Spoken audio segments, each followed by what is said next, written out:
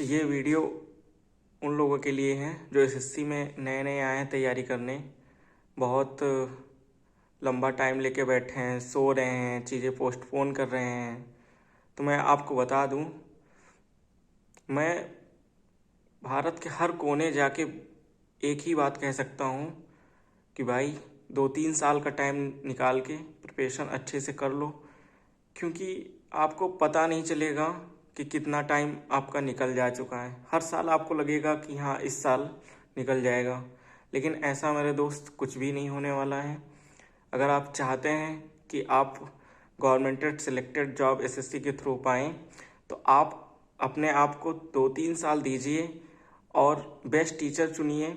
बार बार उन्हीं से पढ़िए, रिवाइज करिए, मल्टीपल टाइम प्रैक्टिस करिए, क्विज़ेस लगाइए और सिर्फ ये मान लीजिए कि हाँ मुझे सिर्फ 2 ही 3 साल पढ़ना है। अगर होता है तो ठीक है, नहीं होता है तो छोड़ दो, क्योंकि आपको पता ही नहीं चलेगा कि आपकी समय कब उम्र आपकी निकल जा चुकी है। आप 22 के 27 के हो रहे होगे, ज़िंदगी बर्बाद हो चुकी होगी, लोगों के ताने सुनने को मिल रहे होंगे। आपको उस टाइम रियलाइज होगा कि करना क्या है लाइफ में, अब समझ ही नहीं आ रहा होगा आपको। अभी आपके पास टाइम है, आप अच्छे से प्रिपरेशन करिए और बहुत लंबा मत कीजिए। अपने आप को मानिए कि हमारे पास सिर्फ 2 ही 3 साल हैं, 3 अटेम्प्ट हैं, मुझे बस इसी में देना है। अगर होता है तो ठीक है, नहीं छोड़ दीजिए, क्योंकि बहुत टाइम देने से कोई मतलब नहीं है। ज़िंदगी में बहुत सारी चीज़ें करने हैं और भी कुछ कर सकते हो, लेकिन ज़रूरी नहीं है कि एसएससी सीजीएल की तैयारी करते ही रहना है, क्योंकि हर साल आपको यही एक चीज़ लगेगा कि इस साल हो जाएगा, इस साल हो जाएगा, लेकिन आपका पता है दोस्त, आपकी एज निकल चुकी होगी। जिंदगियां बर्बाद हुई एसएससी के चक्कर में। अभी आपके पास समय है। अगर आपको लिटरली पढ़ना है, एसएससी की तैयारी करना है, तो अच्छे से करिए। सब कुछ छोड़ छाड़ के, दोस्ती यारी, घर परिवार रिश्तेदार सब छोड़ के तैयारी करिए, क्योंकि आप 2-3 साल समय दे लेंगे ना तो आपका हो जाएगा।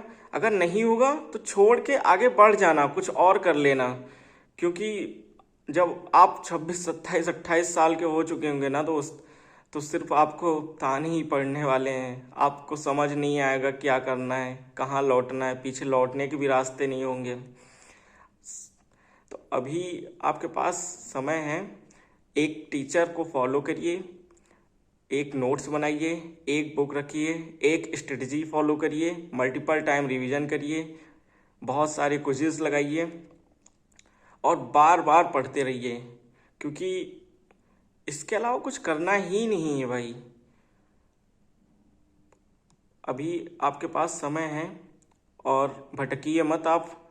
ये जो लाइब्रेरी में नए नए ये लौंडे आते हैं, उनसे यही कहना है भाई कि अगर आपने कोर्स परचेस कर रखा है तो आप नोट्स ही मत बनाइए उसके, आप उसको पढ़ते रहिए, क्योंकि नोट्स बना लेने से ही सब कुछ नहीं होता है। आप आते हैं, नोट्स बनाते हैं, गप्पे सप्पे मारते हैं और बढ़िया चले जाते हैं। लोगों को लगता है कि हाँ, आपको भी लगता है कि प्रिपरेशन हो रही है, ऐसा कुछ नहीं है।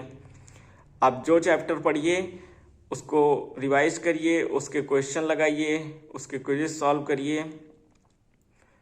अगर आप डे 1 से ये सब चीज़ें कर रहे होंगे ना, तब आपका एक दिन सिलेक्शन होगा ही होगा।